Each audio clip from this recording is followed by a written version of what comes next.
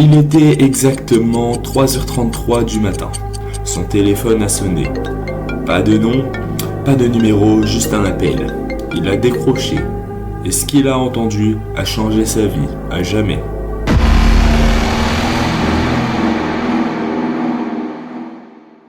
Depuis quelques mois, Thomas vit seul dans un petit appartement en périphérie de Lyon. Rien de spécial, il est étudiant en informatique, il joue un peu aux jeux vidéo et sort rarement. Sa vie est simple, un peu répétitif, mais il s'y sent bien. Sauf que depuis quelques jours, il a l'impression que quelque chose cloche.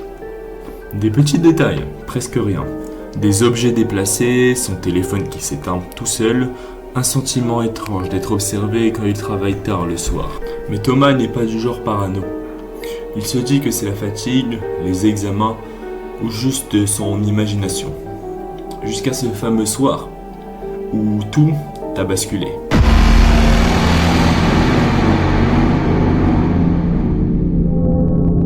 Il est exactement 3h33 du matin.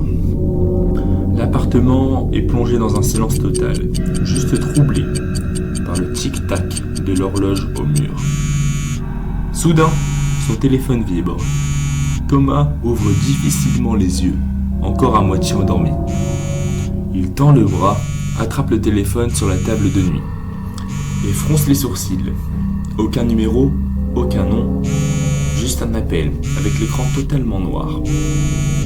Il hésite, puis il décroche. Un silence, puis une voix. Sa propre voix, calme, presque sans émotion. C'est bien lui qui parle. Et cette voix lui dit: Il te reste 7 jours. Rien d'autre. Pas d'explication, pas de second message, juste cette phrase et le bip de fin d'appel. Thomas reste là, figé, le cœur qui bat plus vite, incapable de comprendre ce qu'il vient d'entendre.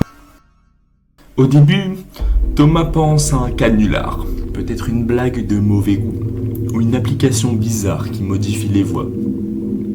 Mais plus il repense à l'appel, plus un détail le dérange. La voix, ce n'était pas juste une imitation. C'était exactement sa voix, le même ton, le même rythme. Comme si il s'écoutait lui-même parler. Et cette phrase, il te reste 7 jours. Il regarde la date, on est le 3 novembre. Dans 7 jours, on sera le 10. Est-ce que c'est censé être sa date de mort? Est-ce que quelqu'un essaie de le prévenir ou de le menacer? Cette nuit-là, Thomas ne dort pas. Il reste allongé, les yeux ouverts, à fixer le plafond, en se demandant s'il lui reste vraiment une semaine à vivre. Le lendemain, Thomas essaie de reprendre une vie normale. Mais quelque chose le suit. Une tension dans l'air, un malaise qu'il n'explique pas. Le matin, en allumant son PC, il remarque une chose étrange. L'horloge système affiche 10 novembre 2024, dernière connexion prévue. Il n'a jamais vu ce genre de message. Il pense à un bug, mais en cherchant sur internet, aucune trace de cette alerte n'existe. Le même jour, en sortant acheter à manger, une vieille dame le regarde fixement. Elle s'approche et lui murmure: Vous avez l'air triste, mais bientôt, ce ne sera plus important. Thomas lui demande ce qu'elle veut dire, mais elle s'éloigne sans répondre. Coïncidence, ou est-ce que quelque chose ou quelqu'un sait ce qu'il va lui arriver? Chaque jour qui passe, Thomas sent la pression monter. Il entend des bruits dans l'appartement, des pas dans le couloir alors qu'il vit seul, des chuchotements étouffés à travers le mur, même quand tout est éteint. Un soir, en consultant son historique d'appel, il remarque quelque chose d'impossible. L'appel de 3h33 n'existe pas. Mais il y a un enregistrement audio dans ses fichiers. Un enregistrement qu'il n'a jamais lancé.